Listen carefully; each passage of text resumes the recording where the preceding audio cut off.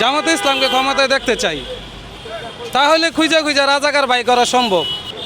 আমি জাতীয়তাবাদী বিএনপি দলকে সাপোর্ট করি। আমার মতে সবাই সাপোর্ট করা উচিত। তিনি একজন ভালো দল, দেশের জন্য কাজকর্ম করবো, দেশের উন্নয়নের জন্য তিনি খুব আপ্রাণ চেষ্টা করতে এবং সামনে কীভাবে দেশকে উন্নয়ন করা যায়, দেশকে আগে বাড়ানো যায়, সে ব্যাপারে আমাদের নেত্রী বেগম খালেদা জিয়া আছে, আশাবাদী আছে।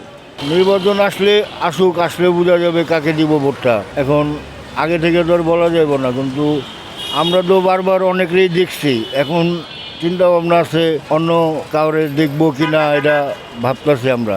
ভোট তো দিতে পারি না 17 বছরে। আমরা নতুন দল হিসাবে একটা নতুন দল দেখা দরকার, সেটা জামাত ইসলাম।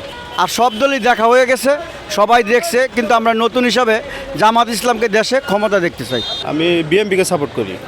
বিএনপির দিক দিয়ে ভালো লাগে, এরা হচ্ছে দেশের জন্য কাজ করে এবং দীর্ঘদিন যাবৎ তারা দেশের বাইরে থেকে বিভিন্ন দেশের সামাজিক, দেশের উন্নয়নমূলক অনেক কাজকে তারা সাপোর্ট দিয়েছে।